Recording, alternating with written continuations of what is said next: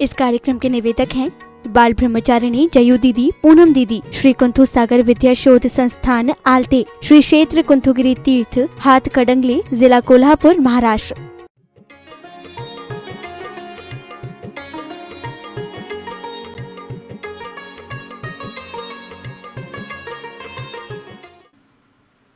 और पहले श्रावक धर्म का उपदेश कर देता है,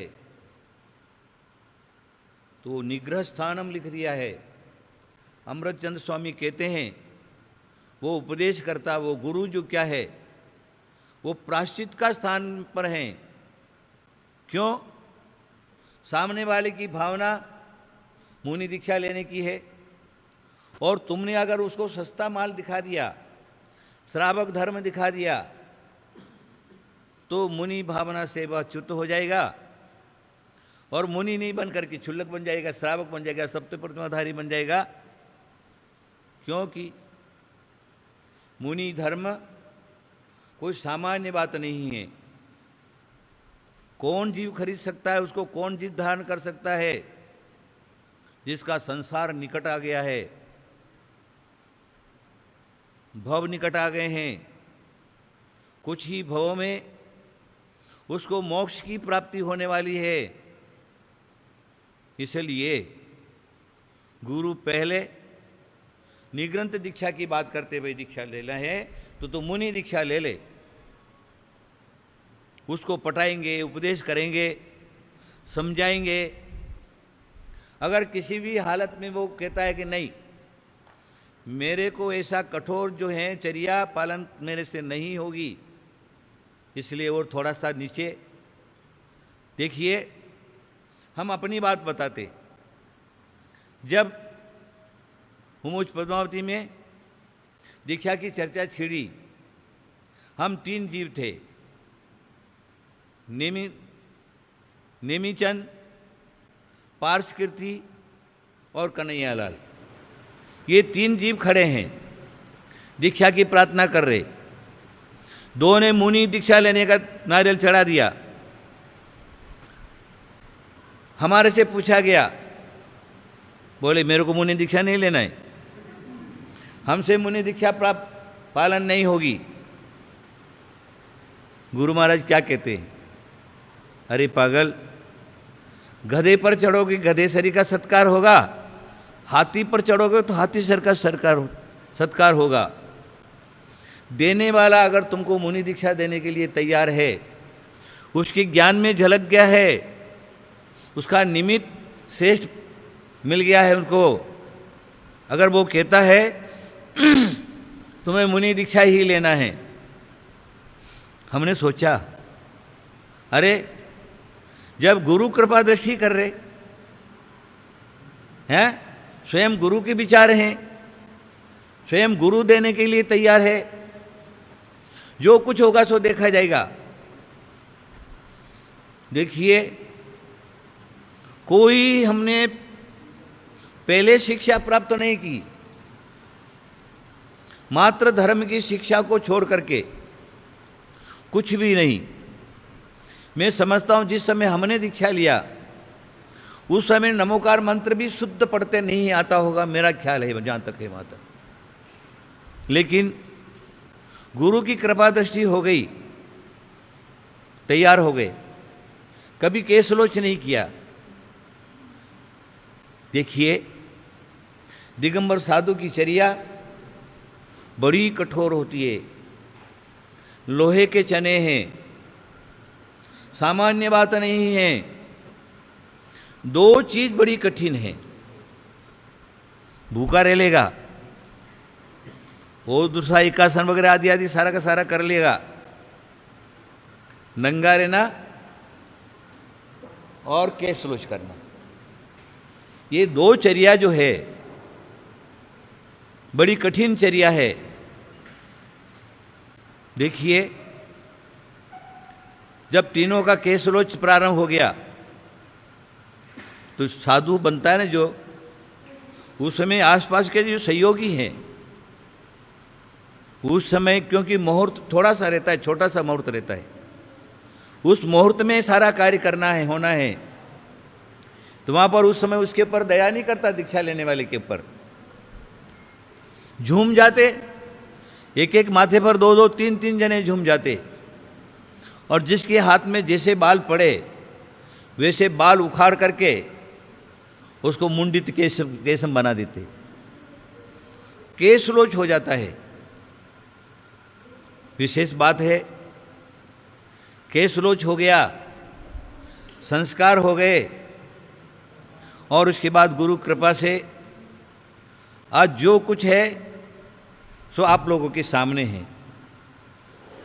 देखिए, हमारे आचार्य यहाँ पर कहते हैं, उन्होंने कह दिया 22 परिचय का जहाँ पर विवरण है, वहाँ पर कह दिया है,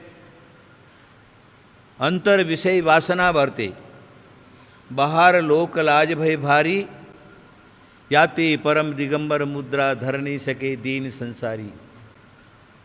क्या कह रहे हैं?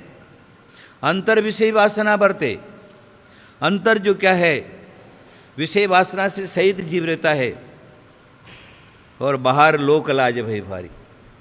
छोटा सा बच्चा भी है,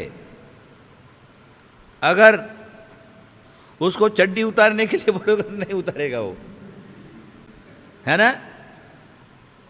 वो नंगा होने के लिए तैयार नहीं होगा। किसी कारण उसकी मम्मी ने उसकी चड्डी भी उतारते तो यूं करके और उस करेगा। बाहर लोकलाज भेपारी, बाहर की जो लोकलाज को जीतना है बड़ी कठिन बात है। तो जिसने लोकलाज को भी जीता है और अंतर की विषय वासना के पर काबू पाया है, कंट्रोल किया है, इंद्रिय विजयी होना कोई सामान्य बात नहीं है।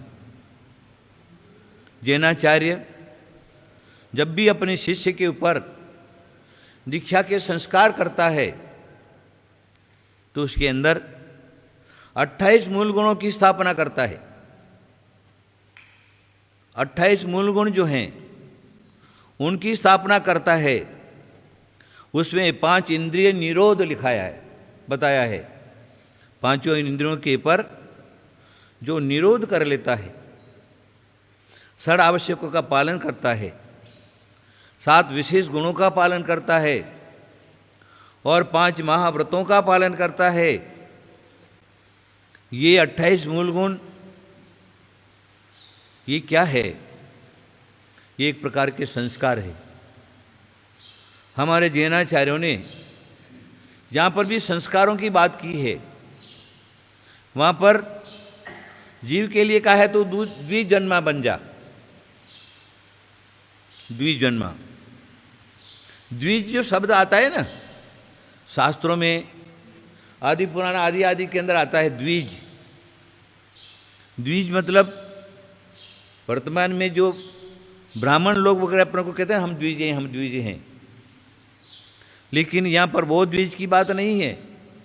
यहाँ पर जैनाचार्य कहते हैं एक माँ के गर्भ से जन्मा और दूसरा गुरु संस्कारों से जन्मा, वही द्विज कहलाता है। और इस प्रकार का जो जीव है वही मोक्ष जाने का पात्र बनता है, योग्य बनता है।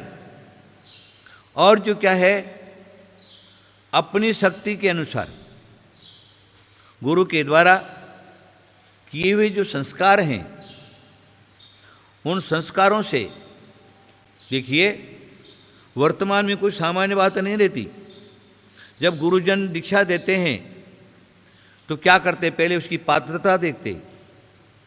व्रत देंगे तो योग्यता इसके अंदर है कि नहीं है, ये पालन कर सकता है नहीं कर सकता है, अपने निमित्तों से उसकी योग्यता देखते। उसके बाद उसका शरीर निग्रंथ मुद्रा को धारण करने के लिए योग्य है या नहीं वो देखते। उसके बाद उसकी शक्ति देखते और उसके बाद जो क्या है उसके अंदर 28 मूल गुणों के संस्कार कर देते हैं। गुरु के हाथ से हुए जो संस्कार हैं शुभ योग है, शुभ तिथि है, शुभ वार है, शुभ लग्न है। हम लोगों को जब दीक्षा दी गई तो रवि पुष्यामृत में दीक्षा दी। रवि पुष्यामृत और सिंह लग्न, गुरु जी का कहना था ये इस योग में जो संस्कार किए जा रहे हैं ये जैन धर्म के विशेष प्रचारक, साधक और जिन शासन का नाम करने वाले ये पात्र ऐसे होंगे, उनकी भविष्यवाणी, उनके निमित्त खरे निकले। आज वो संस्कार जो क्या है, वो सिंह लग्न में जो दी हुई दीक्षाएं हैं, वो रवि पुष्यामृत के अंदर दी हुई जो संस्कार है, पात्र दीक्षा दी हुई हैं, उसके कारण आज ऐसे पात्रों के संसार में नाम है। तो मेरा क्या कहना है आपको, आप क्या करिए, सब छोड़ दीजिए, कुछ नहीं चाहिए। जो कुछ है वो तुम्हारा नहीं। आचार्य कहते शरीर भी तुम्हारा नहीं है, शरीर भी तुम्हारा साथ छोड़ देगा। जन्मे मरे अकेला चेतन, सुख दुख का भोगी, ये बात है। अकेला जन्मता है और अकेला ही मरता है।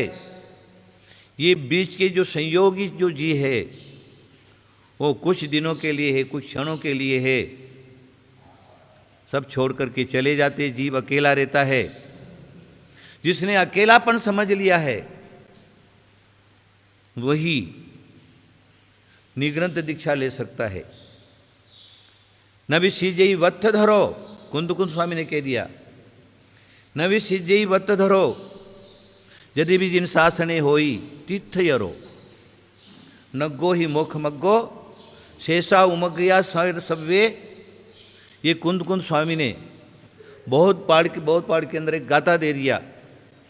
नवि सिजई वत्थ धरो, किसी भी हालत में कितना भी प्रयत्न करने पर वस्त्रधारी वह कभी मोक्ष नहीं जा सकता। यदि भी होई तीर्थ यरो, चाहे वो तीर्थंकर क्यों नहीं हो, लेकिन उसको भी संसार शरीर भोगों से विरक्त होकर के जिन मार्ग, जिन लिंग को अपनाना पड़ेगा, जंगल में जाना पड़ेगा, दीक्षा धारण करना पड़ेगा। नग्गो ही मोक्ष मग्गो लिख दिया, नग्नता ही मोक्ष का मार्ग है। शेषा मार्ग जो क्या है, उन्मार्ग है, उससे जीव को कभी भी सुख की प्राप्ति नहीं हो सकती। जिनका परमहंस नाम रहता है, परमहंस जो है वो साधु नंगे रहते, तो आचार्य कहते फिर उनको भी मोक्ष मिल जाएगा। है यहां पर एक शब्द दे दिया, निसंग, निग्रंथ। ये जो शब्द हैं वो अन्यत्र नहीं पाए जाते। निसंग जिसको कहते, जिसका संग का त्याग कर दिया है। परिग्रह का संग मतलब परिग्रह, अंतरंग और बहिरंग जो परिग्रह है, उस परिग्रह का जिसने त्याग कर दिया है, परिग्रह से मुक्त हो गया है, वह मोक्ष मार्ग का अधिकारी रहता है। अंतरंग परिग्रह है, बहिरंग परिग्रह है। लोगों के बहिरंग परिग्रह छूट जाते। बहुत से साधक हैं जो बहिरंग परिग्रह से उनका कोई लेना देना नहीं रहता है, तो भी आचार्य कहते हैं अंतरंग परिग्रह है, वो धीरे धीरे क्रमेण छूटता है। और जैसे जैसे छूटता जाता है वैसे वैसे मोक्ष की तरफ बढ़ जाता है। जब तक उसके अंदर वजन रहता है, जिसको कहते हैं संग रहता है, परिग्रह रहता है, परिग्रह के भार से सहित रहता है, इस प्रकार का जो जीव है, आप देखेंगे तराजू के दो पल्ले हैं। अभी आपने ऐसे ही उठा लिया कांटा दोनों का बराबर रहता है। एक पल्ले में थोड़ा सा भी तुमने वजन डाल दिया तो कहाँ जाएगा? नीचे की तरफ जाएगा, और जो पल्ला खाली रहेगा वह ऊपर की तरफ जाएगा। इसलिए जितना जितना हमारा छूट जाता है, क्षेत्र, वास्तु, हिरण, सुवर्ण, धन, धान, दासी, दास, गुप्य, भांड, जो 10 प्रकार का जो बाह्य परिग्रह है उसको छोड़ना पड़ेगा। कुंद कुंद स्वामी ने तो स्पष्ट बोल दिया, बाला कोटि मितम पी, बाल के अग्रभाग उसको तोड़ तोड़ करके बाल का लास्ट अग्रभाग इतना भी परिग्रह जिस निग्रंथ के पास रहता है, जिस साधु के पास रहता है, जिस दीक्षित के पास रहता है, उसको मोक्ष की प्राप्ति नहीं होती। जैसे जैसे छूटेगा वैसे वैसे आगे बढ़ेगा। कुंद कुंद स्वामी बोलते, अगर बाल के अग्रभाग कोटि मात्र भी जिसने परिग्रह अपने पास रखा है, कुंद कुंद स्वामी कहते जाई निगोई, वह निगोद में चला जाएगा, उसको मोक्ष की प्राप्ति नहीं होती। आचार्य कहते हैं चलो ठीक है, बहिरंग परिग्रह जो है, अंतरंग परिग्रह है, क्रमेण से छूटेगा, समयानुसार छूटेगा, योग आएगा तब छूटेगा, पर्याय जब तद्भव मोक्षगामी की पर्याय मिलेगी तब छूटेगा। लेकिन वर्तमान की जो पर्याय है, वर्तमान जो तुमने साधुता धारण की है, निग्रंथ साधु धारण, निग्रंथ बने हुए हैं। यहाँ निग्रंथ की बात में उनकी बात नहीं कर रहा, व्यवहार भाषा है। साधारण मुनिराज हैं, उनको व्यवहार भाषा में क्या कहते हैं? वो निग्रंथे निग्रंथे निग्रंथे। वैसे तत्वार सूत्र के न पुलाक बकुश कुशल निग्रंथ स्नान का वो एक अलग बात है, लेकिन जो पुलाक और वकुश जो मुनिराज का स्वरूप है, वो स्वरूप के अनुसार हमें अपनी चर्या बनाना चाहिए। नहीं तो होगा क्या? कल्याण नहीं होगा। ऐसा आचार्यों ने लिख दिया है, जितना जितना तुम्हारे पास परिग्रह का भार रहेगा उतना उतना तुम नीचे की तरफ जाओगे। तुम्हारा भाव बिगड़ जाएगा, तुम्हारा पर्याय बिगड़ जाएगा, और उन्हीं भावों के अंदर, परिग्रह भावों के अंदर अगर तुम्हारा मरण हुआ तो क्या होगा? आचार्य कहते हैं तुम्हारा जन्म उसी में हो जाएगा। योगींद्र देव परमात्म प्रकाश में कहते जय मई तय गई होई। जैसी तुम्हारी मति है वैसी ही तुम्हारी गति होगी।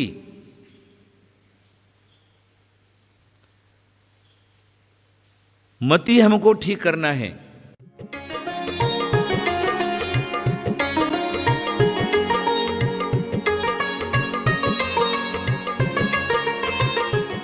इस कार्यक्रम के निवेदक थे बाल ब्रह्मचारिणी जयू दीदी, पूनम दीदी, श्री कुंथु सागर विद्या शोध संस्थान आलते, श्री क्षेत्र कुंथुगिरी तीर्थ हाथ कडंगले, जिला कोल्हापुर, महाराष्ट्र।